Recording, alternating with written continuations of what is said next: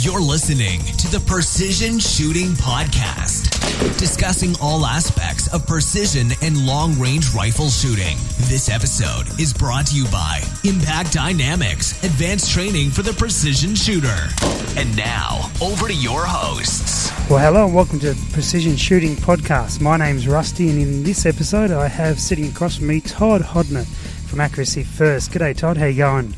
Doing great. Thank you very much for spending some time with us. Thanks for letting me come in. No problem, mate. And you're over here in Australia and spending some time here? Yep, been here for a little bit. And awesome. You like the place? I love it. It's great having you here. Yep, it's wonderful. Mate, and for those who don't know, you've been involved with a lot of different products and development. You able to give us a bit of a rundown of what you've done? You know, we've been in the long-range community for a long time and trying to develop products to make it easier, one, for the shooters, and not only to make it easier and faster and better, more accurate is what we're after. So we've developed bubble levels that have lines that are every 2.5 degrees, so you don't have to be level, you just have to know how on the level you are to still make the shot. So most of the products that we designed are for the military purpose, but it's basically every long-range shooter can benefit from them. The levels was one. It was meant to be a nighttime bubble level, so we have a tritium vial in the back of it. In the States, the NRC did not like, or Nuclear Regulatory Commission did not like the fact that a cowboy would have 17,000 tritium vials in my house. So they decided not to let me do that. But some places can still get tritium vials. It depends on where you are in the world, and you can place it where you can see it at night and see if you're level or not. But the bubbles, you know, that was one thing that I looked at when we were trying to develop a bubble level in the United States for the military purpose. It was because our boys shoot at nighttime, and it was something that we needed to be able to see the bubble at night, and we didn't want to have any white light, obviously, out on the battlefield. So we ended up coming up with the idea of running a tritium bubble level. So you can actually take the rubber stopper out of the back and just place a little vial in the back of it and close it up, and everything works fine that way. So, but in looking at them, initially I thought this was going to be a pretty easy deal. Unfortunately, bubble levels are not equal. So when you look at levels, we tested tons of bubble levels. I thought, hey, just run out and buy a vial, pick it up. Any of them's close enough. Unfortunately, it wasn't that way. So we had to actually get a custom vial made to give us what we wanted. When you look at bubble levels, the actual air pocket in most bubble levels, that bubble will expand and grow with density altitude. So it kind of becomes a problem. And really what we're looking for is 99% of the time is just if you're level. You don't have to know how unlevel you are. You just need to get your gun back to level. In the military, they don't have that luxury of having time sometimes when they have to take the shot. So basically what they're going to want to do is know how unlevel they are and then still be able to take the shot. And we're not talking about, using a canting bipod to where you can just swivel it over a little bit. But we're talking about maybe throwing the gun up on a rock and hitting the wall on that bipod and having to reach up and, pop out a Harris bipod and give you a couple of extra clicks, and get your height up to where you can level the gun. That's what we don't have time for. So we ended up creating this bubble level system to where there was a line every 2.5 degrees. Every 2.5 degrees is a 0.5 mil every 100.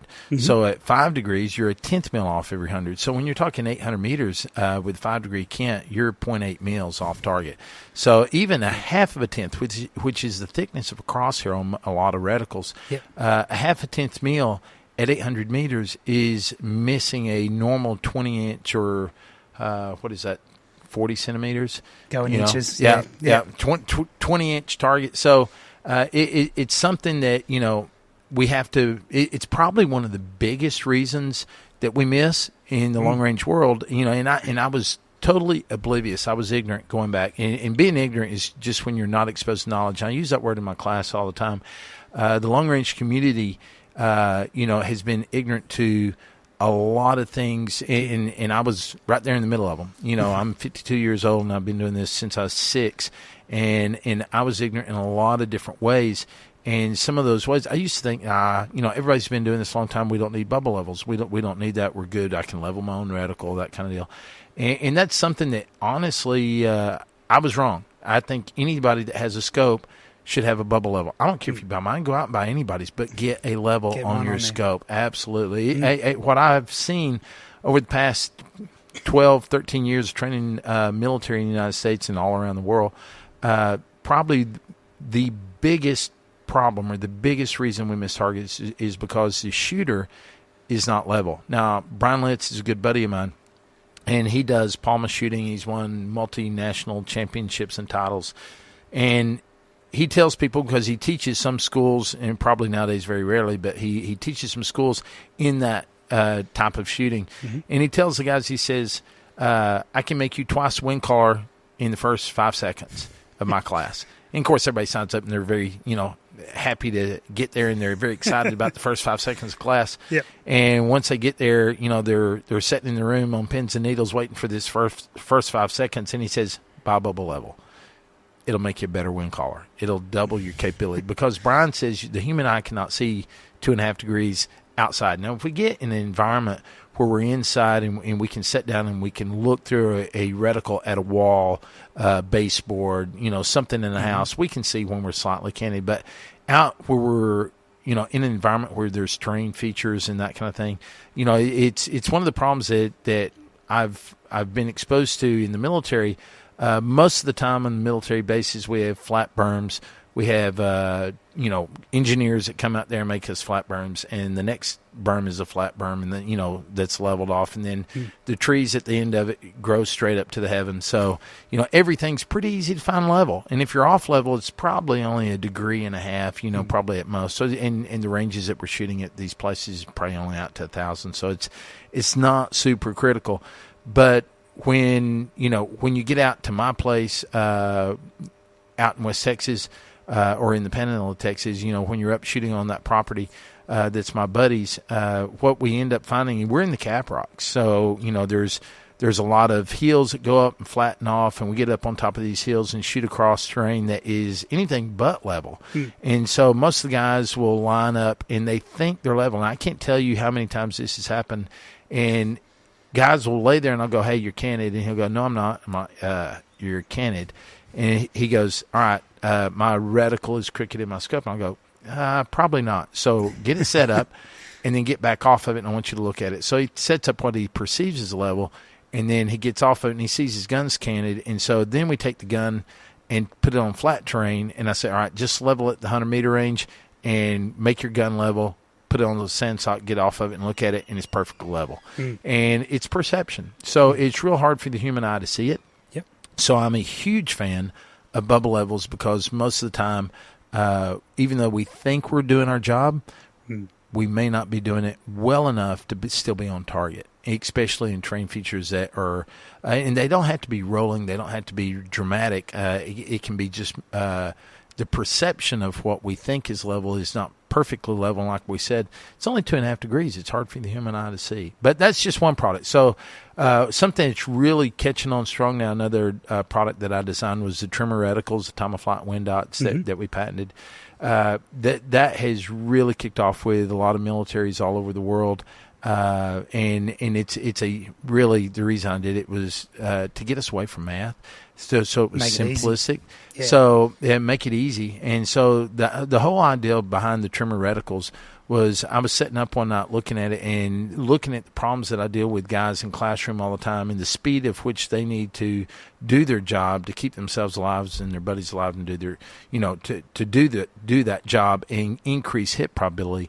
And even as a hunter myself, a lot of times we have a really short exposure, to certain opportunities for targets. And as a competitor, it was the same way. And if we could cut the math out, it would make it a lot easier. So basically, I developed time-of-flight wind dots, which are basically, they're not ballistic, but they're purely ballistic. Purely ballistic means they are perfectly matched to your weapon system. Yep. And so, we can go into that a little bit later if you want, or go into it now. Go into it now. Yeah. Right, so basically with the Tremor reticle, the first thing you do is you go out and true it like you would any other reticle and get your actual real muzzle velocity with the BC, depending on whether you're running custom drive curves, G1, G7, and all those are fine. They don't really matter which one you use in the supersonic. They're nearly identical. They really only diverge once you get into transonic. But once you've trued your weapon system, now you're going to come back and you're going to shoot at a target that may be 500 meters. So you look at your 4 mil line. This is the same on every weapon system. So you go to the 4 mil line in your ballistic engine and you change your wind from full value after you turn off spin drift. And the reason we turn off spin drift is we want to make sure that we're not playing with the spin drift from left winds to right winds, so you're not building two custom formulas. So you're really you're removing spin drift out of the problem. And we're looking at pure wind deflection based off wind. So I plug in a 3 o'clock wind, and I change my wind until we get 0.95 mils. The reason we're working for 0.95 mils is that's the second wind dot. So once we define the value of the second wind dot on the 4 mil line, we just take that number and cut it in half. So with the 308 that we use in the military lot, that is a 8 mile an hour wind deflection at the elevation of a 4 mil hold. And so this is a living, breathing reticle. As you shoot out in higher density altitudes, you use less mils. Well, as you use less mils, the wind dots are closer together. So it's making a density altitude correction on your wind formula for you, even though you're still calling it 4 miles an hour. So it's Brian Litz, he loves the reticle because basically it's the only time of flight, true time of flight reticle that's out there. Ballistic reticles are not perfect time of flight because you change one thing. Muzzle velocity, BC, DEA, all ballistic reticles go downhill real fast. They work wonderful out to the ranges that work, which is about 500 meters. Past that, they start going downhill. So it's something that I love a ballistic reticle where it works. It works about 500 meters and it quits working. So nothing gets shooting out to 500 meters. That's awesome. In most hunting environments, a ballistic reticle is all you need. It's a wonderful tool. But the time of flight wind dots has really kind of changed. I think what we're going to see from what's been projected with the groups that I train all over the world in the U.S. military, the PSR has been our PSR has been has adopted the Tremor 3, the EcoSOs, the Tremor 3. It'll replace the Gen 2. Everybody's moving away from a Gen 2 mil dot. That's really that was nearly replaced completely by my H58 and H59s that I designed for Horace. So the H59 really took off, and then the Tremor took off, and then for the Tremor 3, I just I combined the Tremor 2 with the H59, which was it's really just H59 and with the addition of wind dots. And so now guys don't have to sit there and go, okay, target's 500 meters, so it's 0.5. What's my wind? 16, so it's times 4, so it's 2 mil hold. And then we move to the next target and it's 800. Well, that's with the density altitude adjustment, that'd be 0.9 times 4, 3.6. So that's my hold. And so we don't have to do it anymore. Basically now all we do is look at the wind and go, hey, it's 20 mile an hour, hold the fifth wind dot, shoot. So it's really simplistic, but the beauty of it is it's ballistic to your system. Pick a new bullet, it's ballistic to that bullet too. So it can perfectly modify itself to fit and adapt any ballistic, because what I patented was based per mil of drop a certain amount of time of flight wind deflection. And that's the beauty of it. So it works with everything. So it's all based on time of flight, and that's what works with anything. Yep, absolutely. Yeah, brilliant. And there's other. I heard you talking about working on the M10. Yeah, actually, with the M10, what happened was Franco Beretta called me up and asked me to shoot the TRG-42, and asked him if he would change the twist rate, because at the current time it was a 12 twist. And I've been in fast twist rates for well over a decade now, and I wasn't interested in shooting a slow twist gun and not even testing it, not wasting my time. And so it took 2 years before they finally came around, and Franco called me up and said, hey, Todd, would you please shoot this rifle if I put a 10 twist in it? I said, yep, I'll shoot it. So send it. So he sent me the gun. I said, now, here's the deal. In the past couple of years while we've been dragging our feet, I've moved on. Now I'm at a 9 twist. And he said, please just shoot the gun. So I shot the gun. It shot really well. It did exactly what I thought it would do. Yep. And then I asked him, I said, hey, if you want to stay with this program, I'm moving to 9 twist.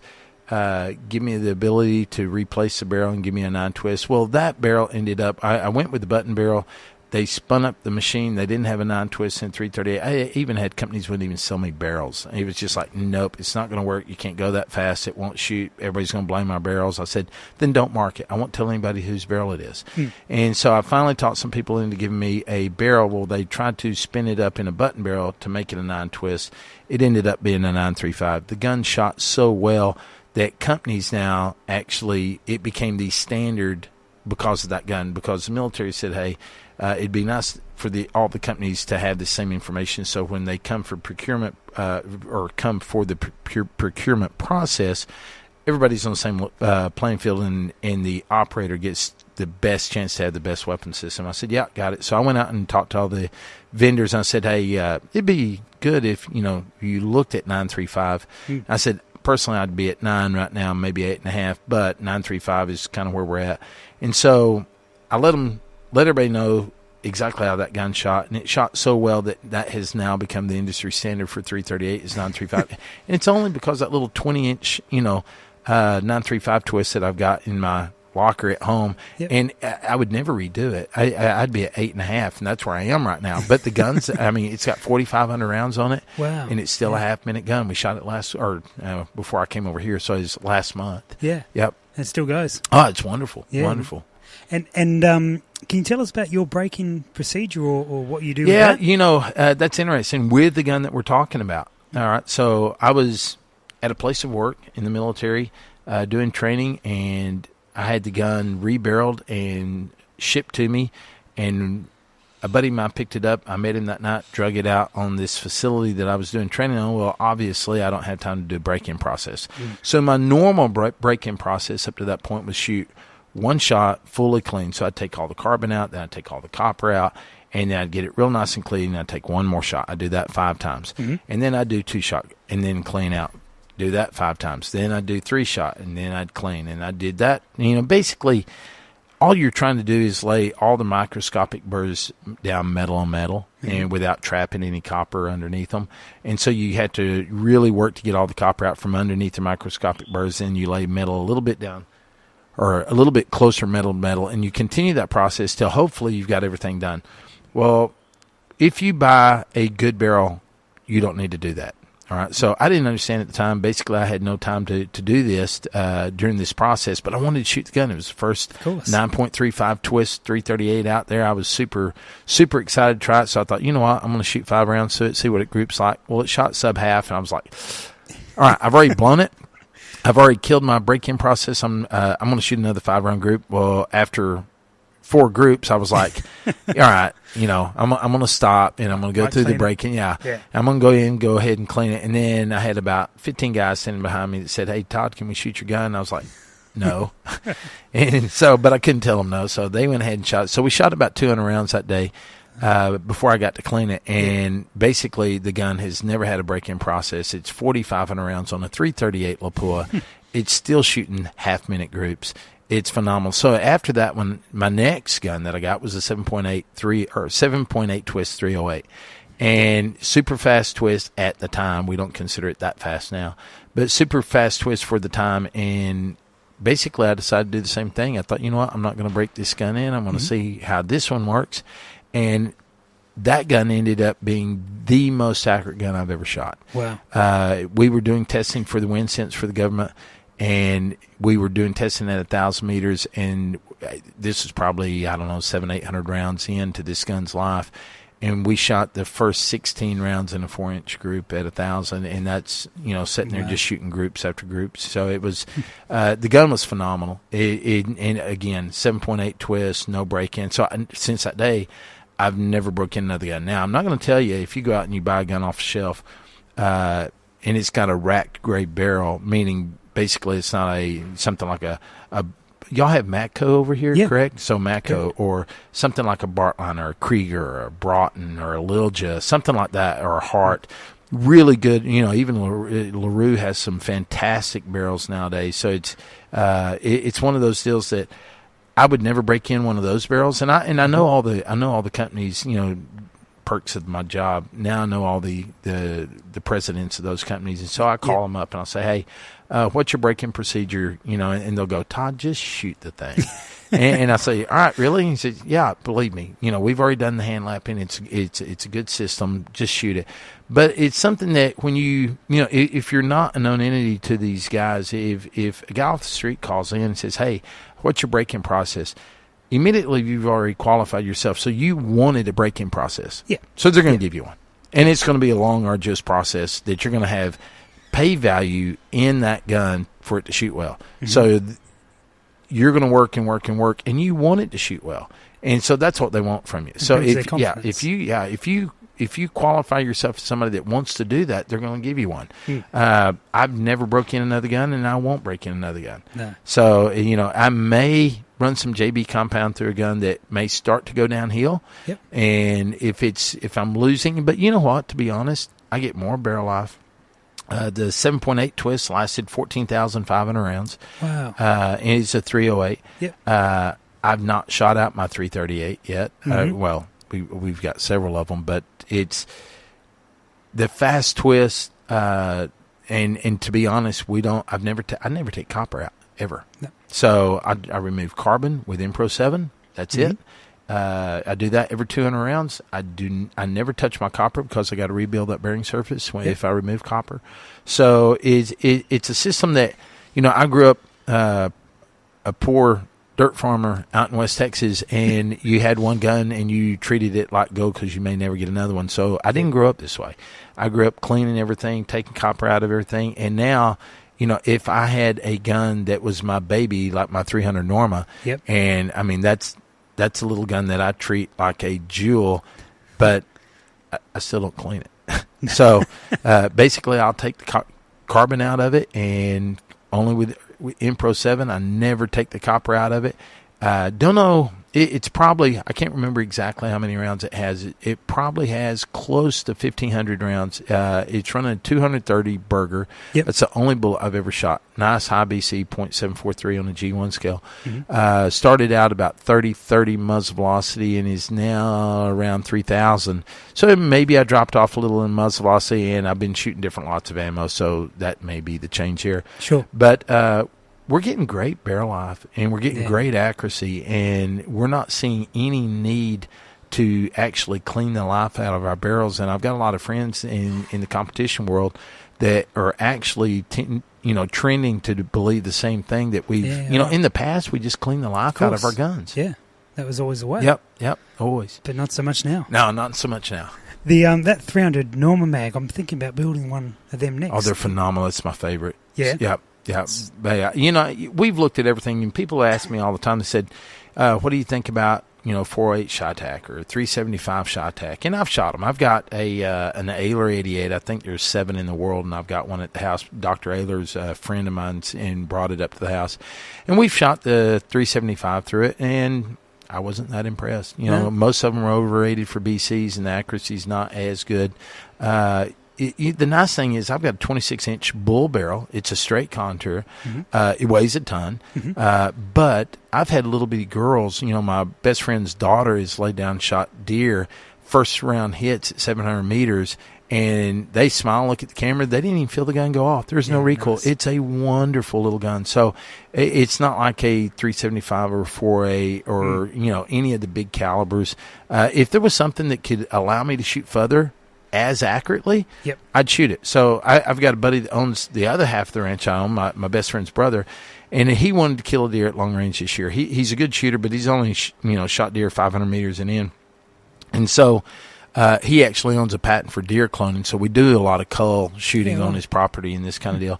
So me and him went out, and we found this deer, nice deer. He ended up shooting it 700 meters, first round, got it all on video. And the next day I said, all right, let's do some long-range hunting. I said, I'll call wind for you. I'll run the Kestrel. Let's set up and, pick out one of these cull deer, and we'll shoot it. Well, he hit it with the first round at 1,263 meters. Well, the next day we go out and we get another first-round hit at 1,503 meters. So he's had 3 long-range hunting trips, and he's killed at 700, 1,263, and 1,503. The gun's that forgiving and that nice. I mean, the guy's obviously a good shooter. You're still going to miss, but the gun is a phenomenal gun. And that high BC, you just can't give up BC. So in the long-range world, I've got probably 7 338s, and I quit shooting them. Because that 300 norm outperforms them that bad. Just does it. Yeah, absolutely. Yeah, nice. Yeah, but really only with that 230.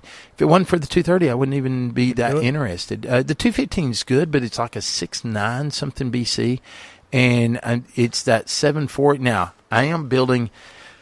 We'll see how it works out. I'm building a 7 mil 300 Norma, so I'm going to neck down 300 Normas to the 7 mil, so I can shoot the 195. Yeah, that new one. That new one. So it has a 755 BC running 3,400 is what we think it'll run. So it'll be subsonic at 2,500 meters. Wow. And we'll see. I would love to make some hunting rifles off that platform, so you own everything out to about 1,200 meters. Mm-hmm. So it would be a really nice, and it'd be a nice long range gun as well. But it's looking at 300 Norma, like I said, if there was something else better out there, I'd be interested. You'd be there. Yeah. I just hadn't found it.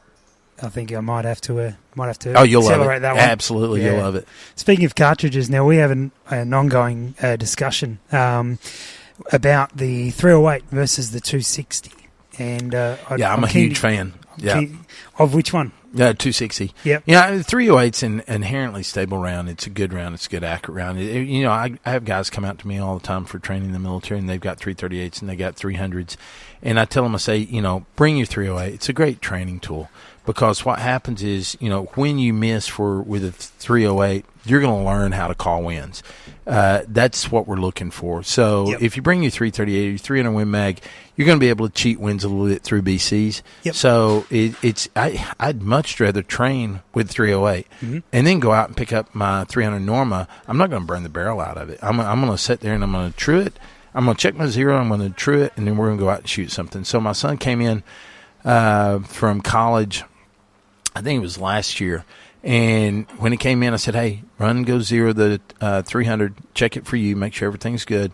And then we started truing at 2,000 meters. Yep. And so we trued the gun up at 2,000 meters, and then we went deer hunting. So, he put three bullets on a rock that was probably about 40 centimeters big at 2,000 meters. So he's an exceptional shot. But, when you look at a gun that has that capability, you can do that. They're a phenomenal gun, phenomenal caliber.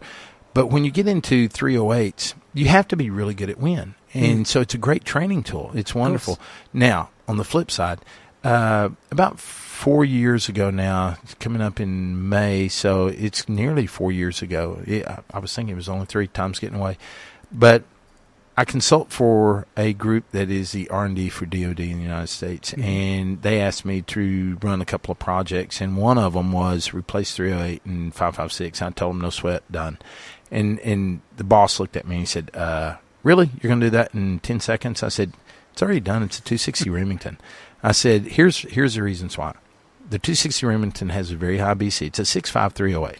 So you look at other cartridges that are comparable, 6.5 Creed, 6.5 by 47s, there's 6.5 USAs. There's a lot of the bullets are capable rounds. 6mm stuff is awesome too. Hey, they're phenomenal. But when you really look at what a 260 does for you, the problem with the 260 was that Remington made the ammo, and the ammo wasn't that kind of high quality. So a lot of people moved in that direction way back when it came out. And this is an old cartridge. It's been around forever. But nobody shot it. Now, Hornady came out and said, hey, we're going to change the angle on the neck, and we're going to create the 6.5 Creed. For whatever properties they claim it was gaining you, basically it's the same case, or not same. It's basically the same volume, so you're getting the same velocities, you're running the same bullets. Ballistically, they're nearly identical. What we get out of a 260 is the shape of the shoulder isn't as sharp, so it feeds better and it's more reliable in semi-autos. So for the military, it's not even close. 260 is the only way to go. Yep. And I see a movement in that direction in the military. I see interest. We call them girl guns. When I was competing, they had no recoil. You could spot yourself, as far as you see your own trace half the time. So they're a phenomenal round. Super flat, great BCs. Great performing bullets for wind, less wind deflection. The LaRue, I went out and shot for him at SHOT Show a couple of years ago, and he said, hey, Todd, I got that 260 you asked me to build. And I said, great, I want to shoot it first. So I run out there and shot it. Well, Actually, I was running the Kestrel because we had to get 8 guns up and running. So my best friend, I said, hey, you lay down. He was my partner in my sniper competition. So I said, lay down, zero the gun. So he zeroed it, and I guessed at the BC of the bullet because I wasn't familiar with it. I think he's 123 grain. So I guessed at the BC and the muzzle velocity, and we got a first-round hit on LaRue at 1,000. So, and it's been that kind of deal for the rest of its life. That little gun is phenomenal. And I give it to people, and it's inherently accurate with no matter who's shooting it. It's something that's very forgiving. Shoots little bitty half-minute groups. Bullets are touching all over the place, and it's a phenomenal caliber. But it's a great hunting round, too. When you compare the ballistics to 300 Win Mag, it matches even ballistics. So as far as wind, your 300 Win Mag is going to be better for elevation, but we don't care about elevation. No. You know, if you tell me, hey, Todd, hold 7 mils or hold 9 mils with this gun, I'm like, all right, either one of them is good with me. I'm going to hit the target because elevation is a known entity.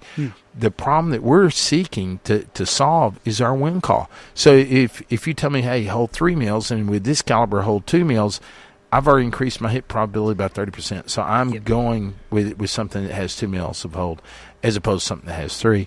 So it's the 260 offers that to us, and I think you're going to see a huge influx of 260s and 6.5 Creeds in the hunting world, but it's already there. Everybody loves their 6.5 Creeds. They're great calibers.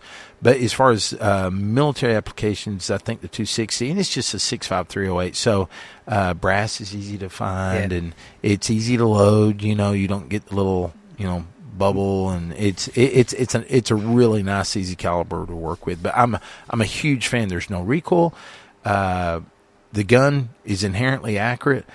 Super high BCs, for a little 130 grain bullet running a .56. So it's something that I think we're going to see a lot more of in the future. The other governments are already looking at moving that direction, and the only reason why is that we can take and replace the 308 and the 5.56, give them the 260.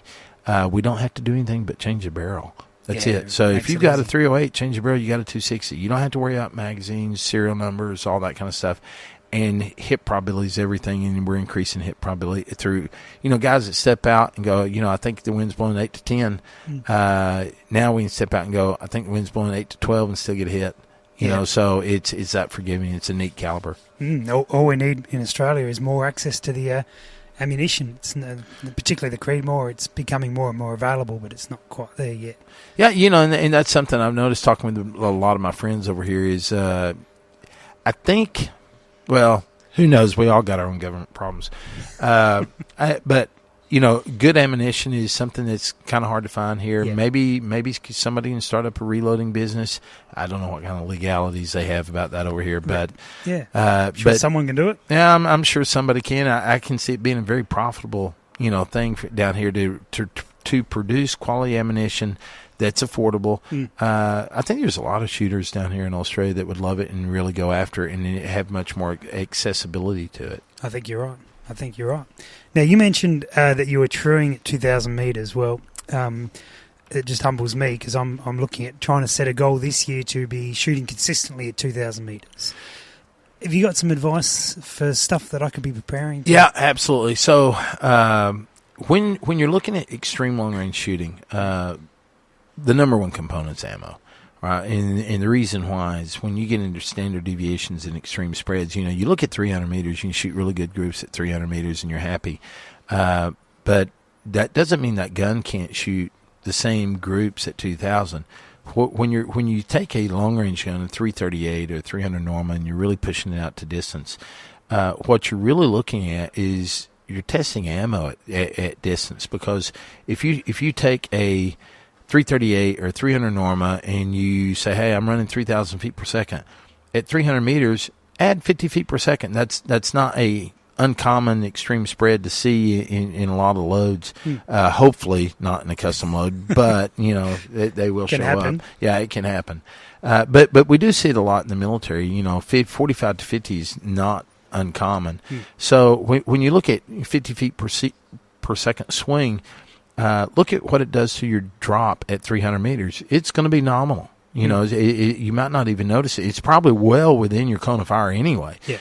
But when you do that at 2,000, now it's meals. It's not a centimeter. It is meals of difference. So it creates huge problems. So that's one thing.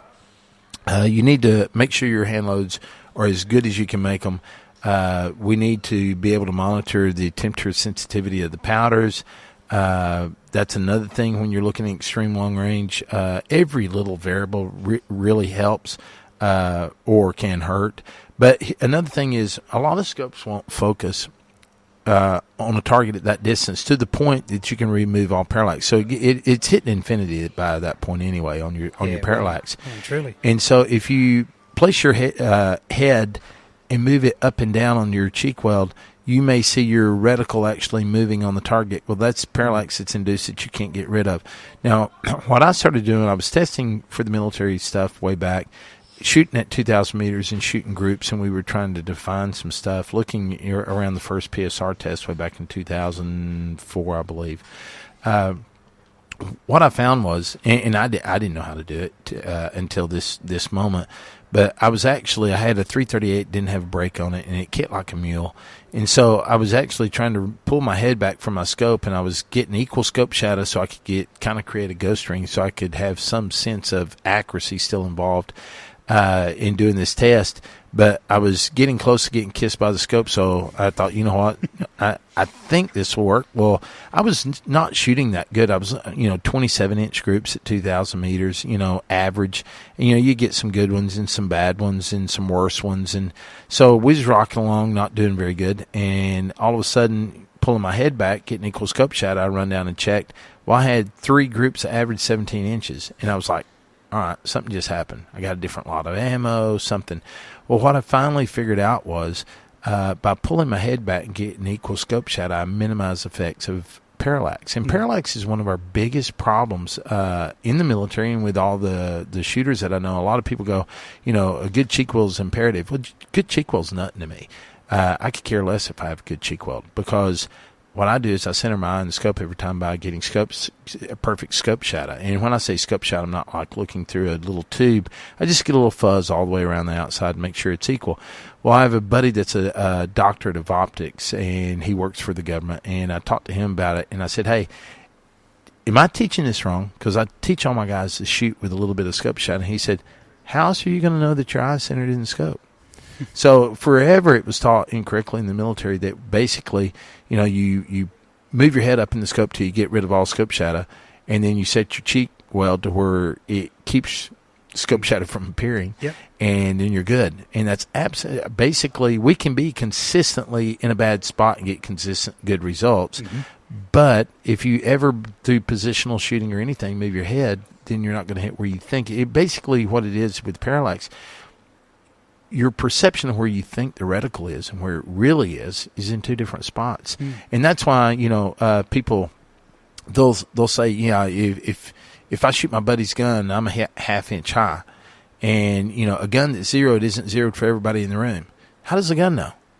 So if it's zeroed, it's zeroed.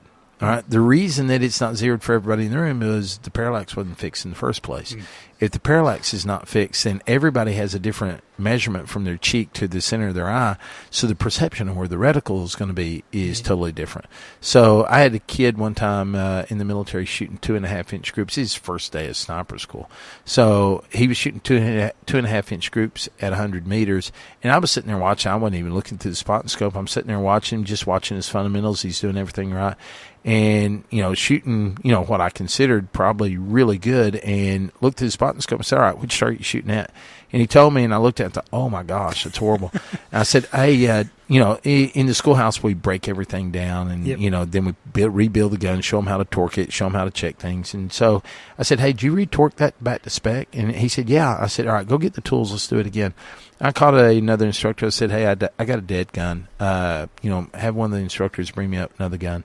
And he said, all right. So I thought, you know what? I'm going to jump down on this gun real quick and just give it a couple of shots and see what the deal is.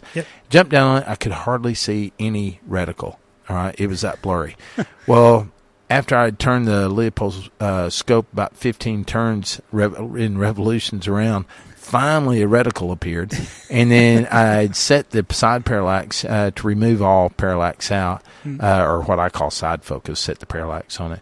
And once I did that, the kid come running back up. I said, hey, do me a favor, give me a couple of shots. And he jumped down, and I was waiting for him to say something. He didn't say anything. And I said, does that look better to you? And he said, nope, looks same. His eye would change shape so fast. And that's the biggest problem I have with the military. Their eye changes shape so fast that what they perceive is a crisp reticle is not a crisp reticle. Right. So their eyes changing shape, focusing on something that's close. Then they have to focus something far away, that being the target, and then they come back and focus on the reticle, and their eyes going back and forth all day, and then they get shooter's, what they call shooter's eye, and if they've got a headache, their eye feels like it's swollen out the side of their head, and they go, I got to get off the gun, my eye's hurting. Well, I've never in my life had my eye hurt from shooting through a scope, So it's something that it's a problem for young shooters because they have good eyes. And so when the way that we used to teach it way back in the day was you'd look outside the scope, focus on something far away, look in the scope, look for a crisp reticle. If it's not crisp, turn your ocular ring until it made it crisp. Well, the problem is by the time they looked at it, saw it was blurry, their eye already made it clear. And they go, oh, no, it looks good. And then they look back out and focus on something far away. And what we're doing is elongating the eye, changing focus.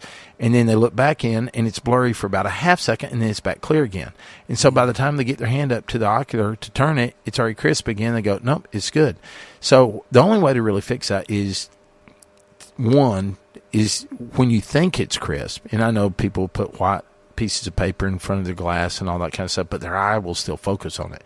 So if you look at a target at 100 meters and you think both the target, and I mean super crisp target where you can see bullet holes, and then you think the reticle's crisp, if you move your head up and down and the reticle departs from where it was being aimed, it has slight movement, you have parallax. Start turning that ocular focus until it gets rid of that movement, then you're golden. But you have to maintain perfect clarity, because that's why we remove parallax each shot is by taking the target focus or the parallax knob and actually turning it and getting rid of it. Well, we get rid of parallax. We adjust parallax every shot by doing that, because we focus on the target, which is adjusted the parallax for us. But that's a huge problem that we run into all the time. So for long-range shooting, I'm going to tell you a good, consistent cheek weld is big. Even more important than that is making sure your eye is centered in the scope. My son missed a deer. He's killed more deer over 1,000 meters than any person I've ever known. Me and him, Brian Lynch, was out shooting one day, and this pig came out at 1,668 meters, and he got a first-round hit on it. Wow! He does exceptionally good. This past year, we shooting at an animal over 2,000 meters, and he ended up missing, and I honestly believe it was getting late in the day, and he didn't pull his head back because he's trying to get max light into the scope, and so he didn't check his eye box to make sure he's equally centered, and he went about a tenth of a mil over the top of the animal's back. So it was everything was perfect except just a slight bit of, and 10th mil is a hit or miss at that range. Yeah, it doesn't take so much. It's off. But to answer your question, good quality ammo. You can't shoot long range without good quality ammo, and that can get into a whole nother discussion about what is long range. But if you want to go out further, no matter what further is, further requires better ammo. All right, and then optics. Obviously, you need to be able to remove that parallax. So quality optics. I used to be the guy that would work all summer long to save up enough money to buy a hunting rifle, and then I'd take my change and run out and buy a cheap scope and put on it, and then I might be pissed that I don't have the quality gun that I thought I had bought. But in reality now, I'd rather buy a $4,000 scope and put it on a $200 rifle than buy a $200 scope and put it on a $4,000 gun, because you'll never see the benefit or the capability of the weapon system ever with a $200 scope on it. However, you'll probably never shoot the full capability of the weapon system.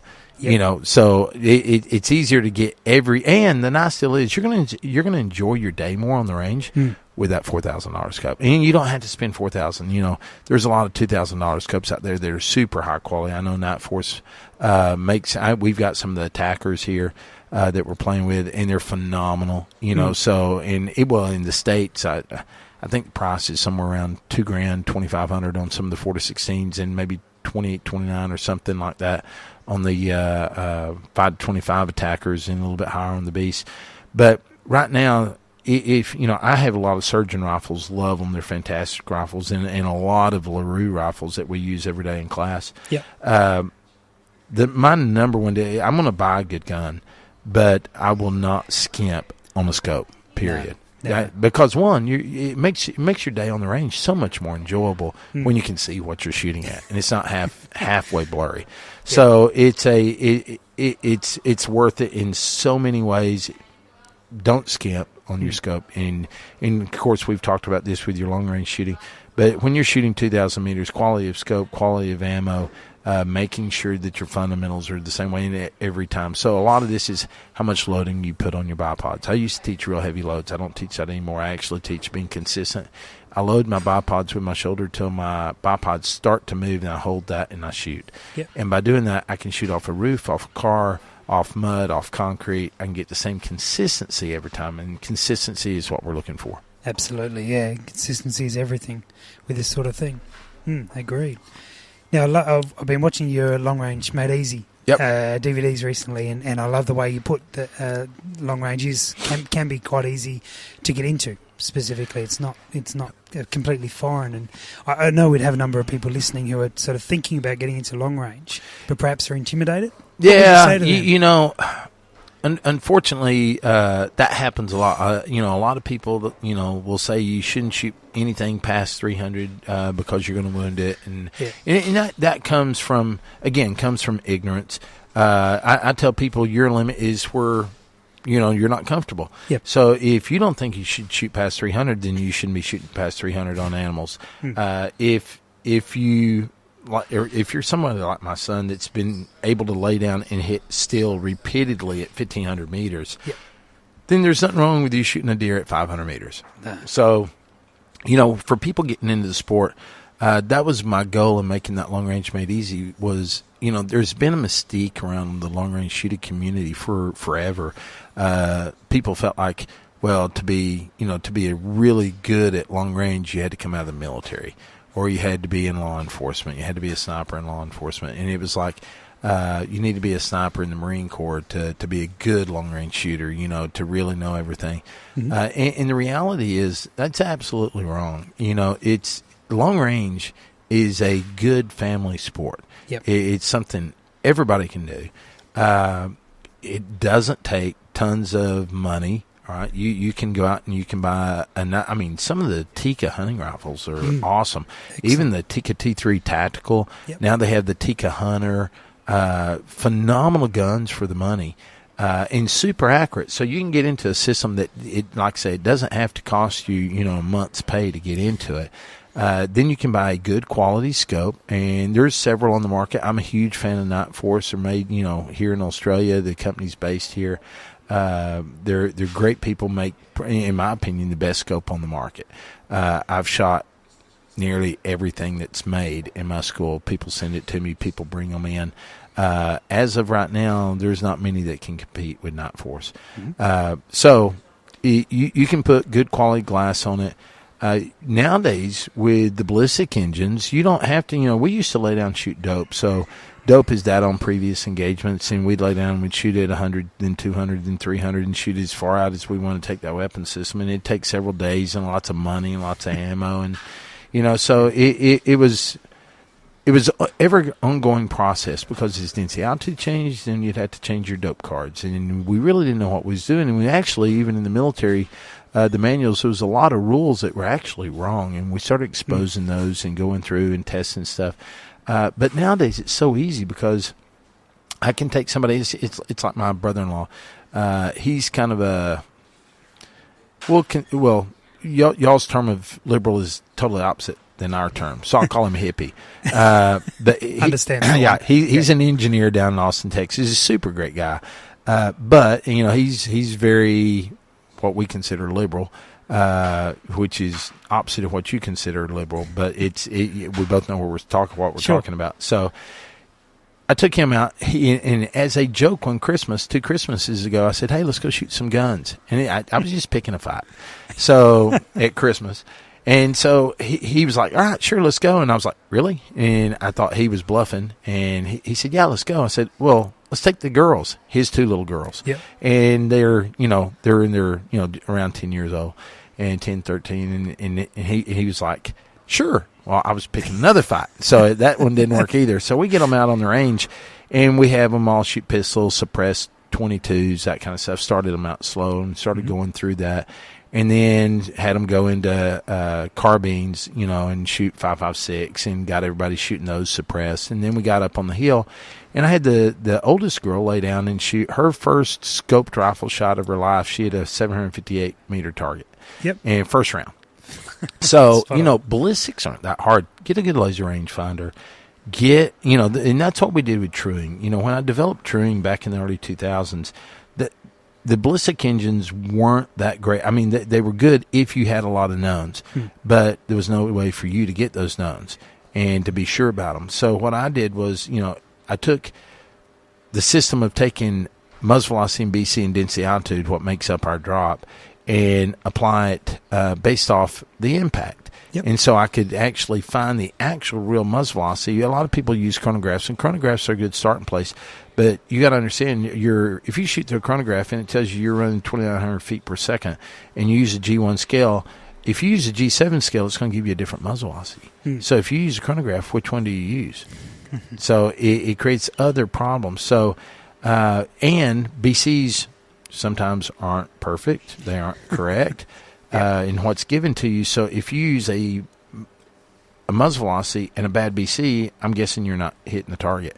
So, but if you take where the bullet hits, and that's what truing is. So if it tells me I need to true at 800 meters, and I shoot at a target, and my ballistic engine told me 8 mils, but I hit with 8.5. Well, I just now, with the Kestrel AB, I just plug in, hey, calc MV, 800 meters, I hit at 8.5, done. So I just tell the computer, hey, this is the correction, this is where I hit, you figure it out. Yep. And so it goes back in, recomputes, and gives me the correct muzzle velocity. And now everything on my range card is a perfect hit.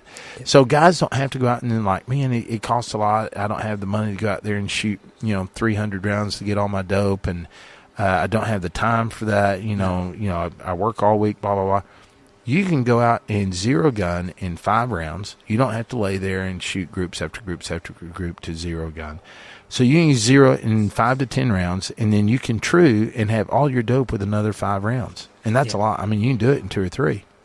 So I can buy a brand new gun, put a scope on it, grab a box ammo, zero true, and then do, extended subsonic truing all within that box of ammo. So I've got my dope out 2,000 meters, usually within about 10 to 12 rounds. So I got 8 more rounds to go hunting with. Yeah. But it doesn't take a lot anymore. You don't have to have the knowledge of somebody that's been in the military for 20 years and been a sniper instructor. You don't have to have, the knowledge of a competitive shooter or a ballistician and been a competitive shooter and won nationals and that kind of stuff.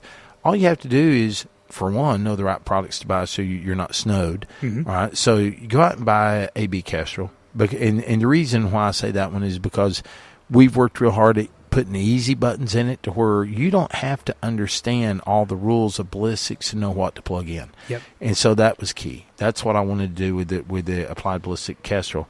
And so talking with Brian, and our both of our focus has been make this easy, make this to where anybody can grab a gun, zero it, shoot at distance, plug in only what they saw their bullet hit. So if they held 8 mils and it hit a mil low, plug in 9 mils and you're done.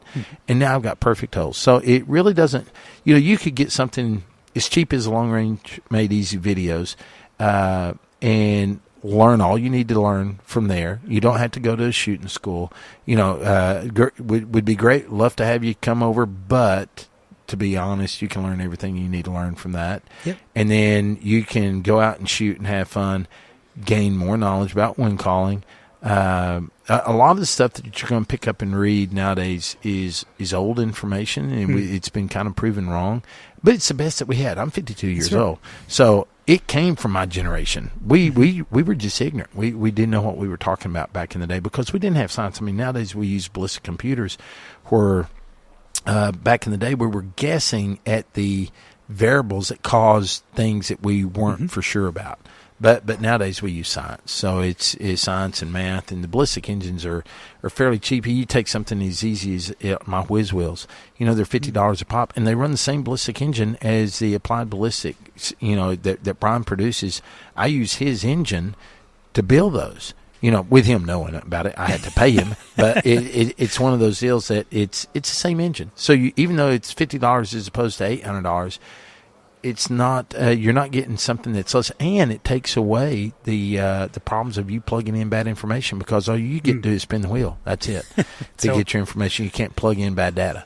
I was going to ask you about the Whiz Wheels, but I also wanted to ask you, because some of our listeners, I'm sure, will be familiar with muzzle velocity and BC, but some may not be familiar with density altitude. Yep. And then the second part of that question is how that's factored into the Whiz Wheel. Okay, so density altitude. So basically, when you start talking about density altitude, we'll start run back. Muzzle velocity is time of flight. All right, so you have a certain amount of muzzle velocity in a vacuum. If it's going 3,000 feet per second in a vacuum, it's going to cover 3,000 feet in 1 second. But it's not going to do that because of the BC of the bullet. BC is drag. Yep. All right. So do the shape of the bullet. You're going to have X amount of drag based off the shape of the bullet, and so that's one drag component. Now you have another drag component being density altitude, how dense the area is. So when you look at sea level is your standard ICAO day is 15 degrees Celsius. And 29.92 station pressure, we'll just round it to 30 because it's easy and it's only 80 feet difference. Yep. But when you take that, if I go up 8 degrees hotter, I lose 1,000 foot of density, or I actually gain 1,000 foot of density altitude. So even though I'm at sea level and now I'm 23 degrees instead of 15, I'm at 1,000 foot of density altitude. So if I go up 32 degrees, now I'm 4,000 foot in density altitude. Well, at 4,000 foot, I have less time of flight because air is less dense. Yep. So basically, it all revolves around time of flight again. So that's why we have less wind drift, is because we have less time of flight. That's why, when you look at BCs, people go, that bullet fights wind better. No, it doesn't. It just has a better BC, therefore it gets there faster. The shape of the bullet doesn't fight wind better. It gives it a better BC, makes it more efficient, so the bullet gets to the target quicker, so it has less wind deflection. Yep. That's all it is. And wind never touches a bullet. So it's the shock wave doesn't allow it. So the wind's not going to push on the side of the bullet. I was ignorant. I thought the wind touched my bullet for years. So it's one of those deals. Now we use science and we have better understanding of it. But BCs allow us to have less drag. Density altitude, as long as we know what it is, it's easy, and we can apply it into the Kestrel. And then in the Whiz Wheel, there's a little wheel at the bottom that you can calculate. So your altitude and your temperature give you a density altitude, then you just line the range that you want to shoot with the density altitude above it, and it gives you a hold. So it's that simple. Yeah. Yeah, simple. Yeah, and they're done per gun, aren't they? Yeah, they're custom. So you can go out, and it's as simple as shoot your gun through a chronograph and tell us what bullet you're using, and we give you a perfectly custom match Whiz Wheel to match that weapon system. Yeah, brilliant. So that's what we was going for, was something super easy for the average Joe, and he didn't have to spend a lot of money. So you, instead of having to spend $800, which down here in Australia unfortunately is like $1,200, and the rest. Yeah, and then or a $50 Whiz Wheel, and you get 3 wheels for that. Yeah, so wow. You can get them for different guns, or you can get them for different changes of bullets or anything. So, but it's a custom Whiz Wheel for your weapon system, and it changes. It's not a density altitude correction card. It's a circular nomograph. It is a full blown computer. So it's a circular slide rule is what it is. They've been around since the 14th century, but it is a full blown computer. It's not just a density altitude correction card. Yeah, okay, and I guess one of the benefits of them is they're never going to run flat on batteries, are they? Now, I hope you're paying Brian well, because you may have upped his Kestrel. Yeah. So that's another nice thing. No batteries needed. I had a Navy SEAL one time drop one and came back on the range the next day and found it. Well, it rained that night. It was laying in a pool of water, and he just took his canteen out and washed it off, and he's still using it today. So apparently they do real good in water. But obviously they're designed to. But it's something that. It's a phenomenal tool for the money. And ballistic engines, they're the best thing for long-range shooting in the world, because what we used to do back in the day, shooting dope, is ridiculous nowadays. So now we can, in sniper school, we can take guys out and get them zero and get them trued in the first day. Most time, way back, I can remember where 800 meters on an E-type, 40-inch by 20-inch, was considered about 50-50. Hit some, miss some. Nowadays, everybody trues on headshots on the first day. So now it's just normal to do headshots. Yeah, if you're hitting the body, you're missing, dude. Come up. So it's a little bit of a different world nowadays. Yeah, absolutely. Now, Todd, I got one more question for you, but I think it's going to be it's a fairly lengthy one. You've alluded to it already, but wind is our biggest nemesis in this game. And I guess any information you can impart to our listeners, or any ideas or tools or anything we can go away with. Yeah, what's your thoughts? Wind is everything in long-range community, so that's our nemesis. The big deal about wind, there's been a lot of stuff said in the past that, wind at your position means nothing. Wind at your position is the only known in this big guessing game that we have. If I had to remove everything from my bag of tricks about making a wind call, and I only had one tool, it'd be an anemometer at my position, like a Kestrel, that told me what the wind was doing at my position. Yep. So we'll go through it step by step.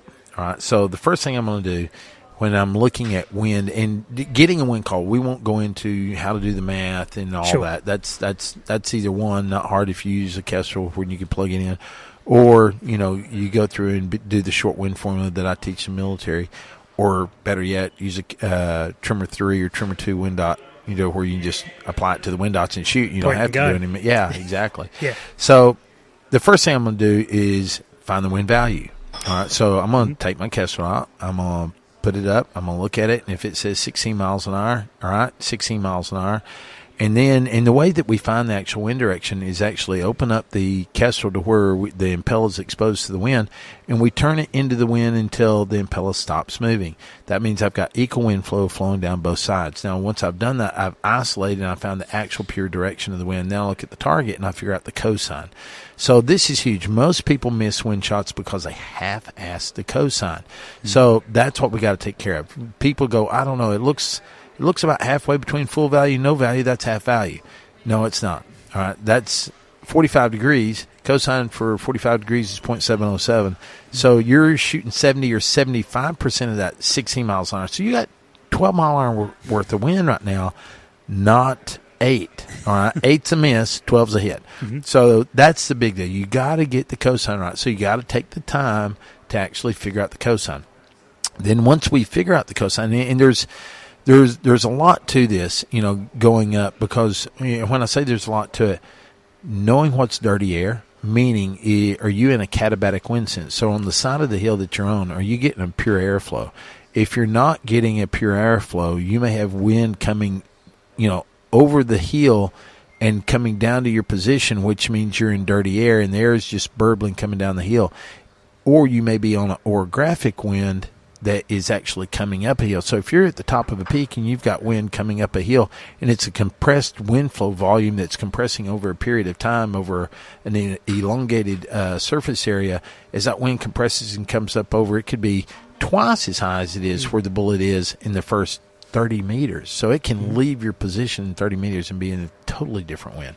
So you have to be able to look at terrain and define that. Now, for most people, they're not going to be in that kind of a situation. They may be in more katabatic winds than they are in orographic winds. Mm-hmm. You have to understand it. You have to look at it. Take your Kestrel, see what you can determine. If you can read Mirage, that's great. So reading Mirage is when we take our spot and scope and we focus on the target. And if we can see the little wavy, wiggly lines, that's awesome. If you train yourself, you can define a wind value out of it. Now, it's always full value at that point. So if I have a 16-mile-an-hour wind coming in from 1 o'clock, I'm going to see a Mirage pattern of 8 mile an hour. Mm-hmm. All right, it's always full value. We can't see wind direction. If it's floating up and to the right, that's a 2 or 3 mile an hour wind. You're not seeing wind direction. That's just what a 2 or 3 mile an hour wind does. Yeah. So, you look for wind direction in the grass or the weeds or the trees, and that's what we look at vegetation for.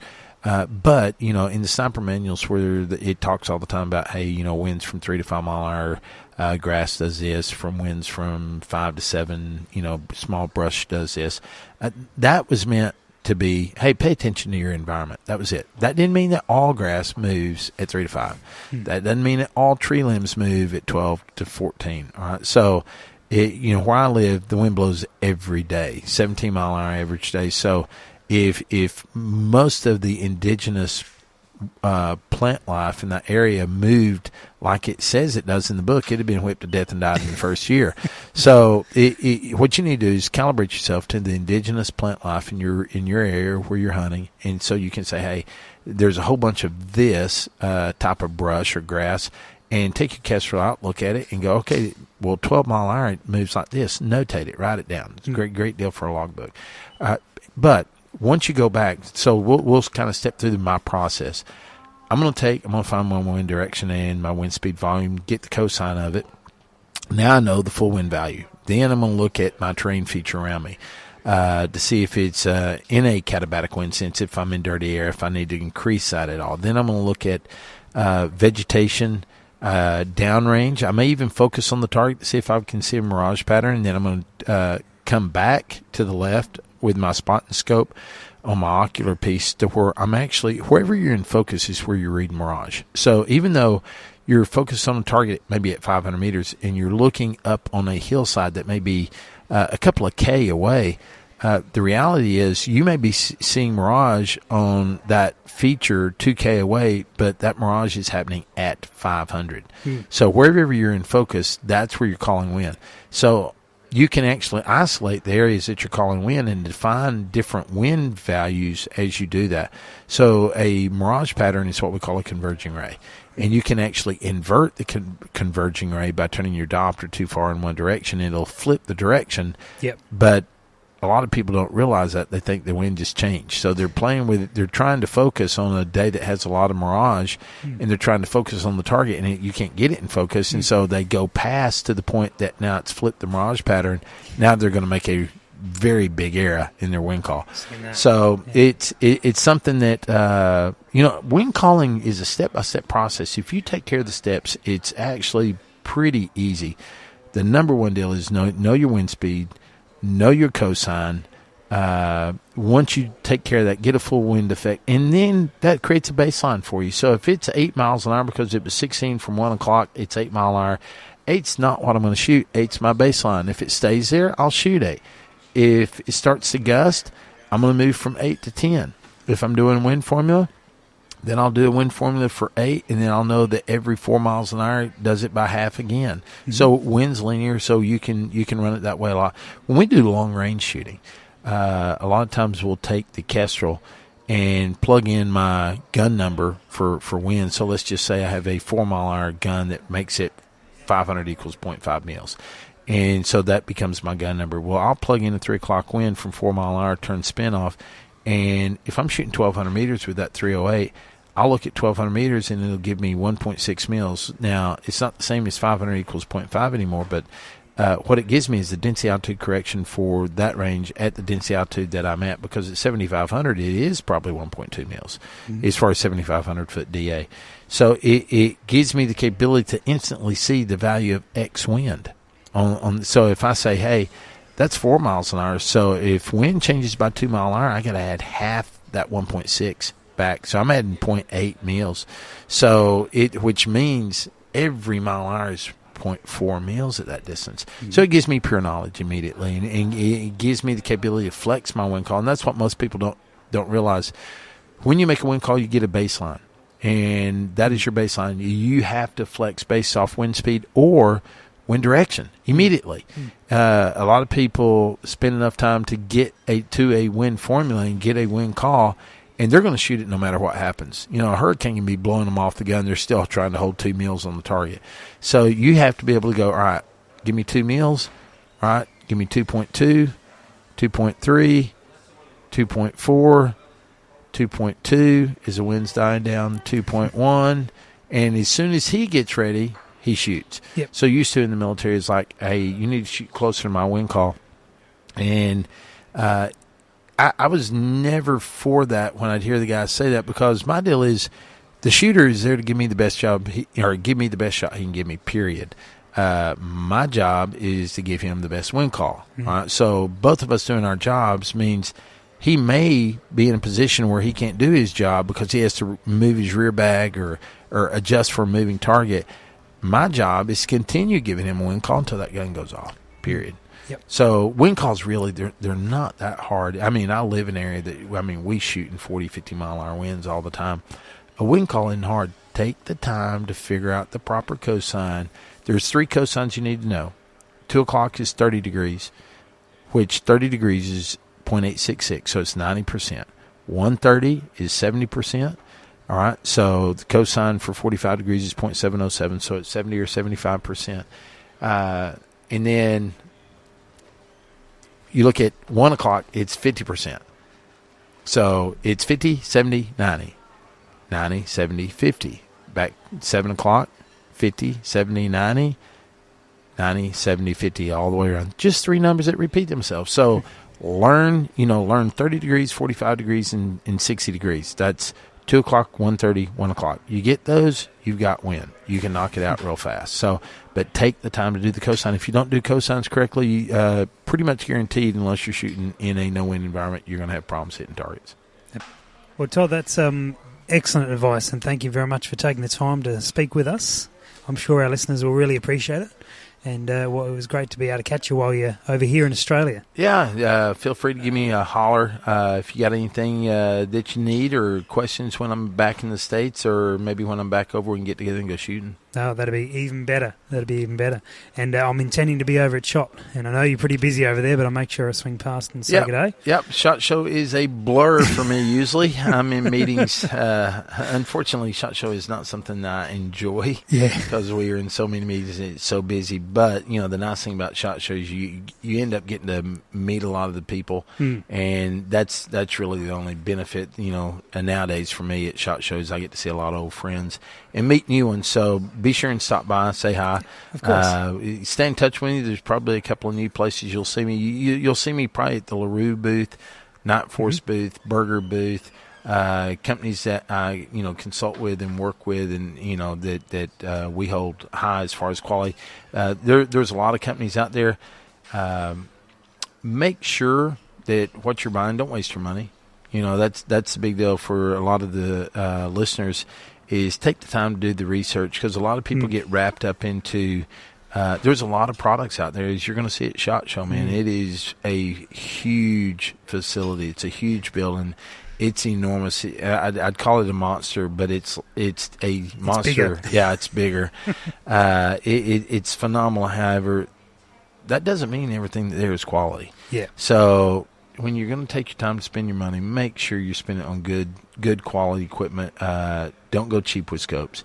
There's a lot of stuff that you can back off. If you need to go cheap, reload, and then you're probably going to get better ammo anyway. Yeah. But get quality bullets. Bullets are huge. Don't go cheap on bullets. It's kind of like cheap on scopes. That's why I shoot Burger bullets. They're phenomenal.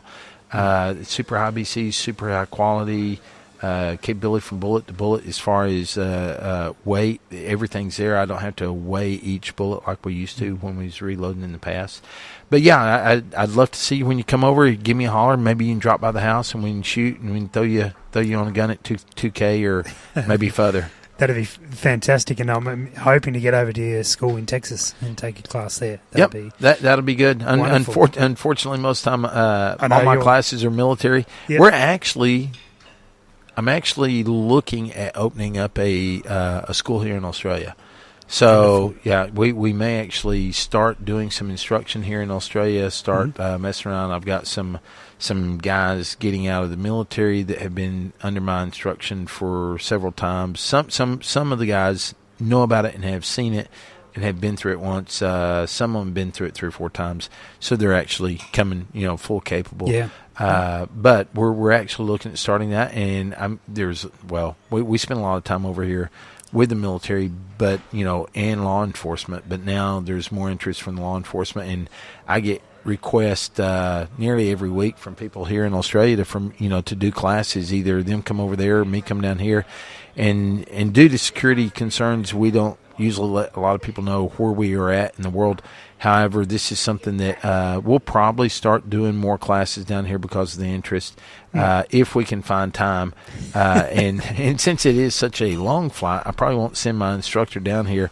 I'll just do it when I'm doing military training down here and stay an extra week and do it. But maybe we can end up doing one where y'all can come up and be a part of it. We'll bring a whole crew up. That'd be awesome. That'd be awesome.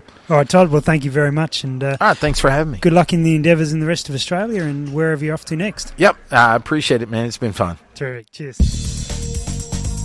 Thanks for listening to the Precision Shooting Podcast. To continue the discussion, check out our Facebook page. And for more information, head to our website, www.precisionshootingpodcast.com.au. This episode was brought to you by Impact Dynamics, advanced training for the precision shooter.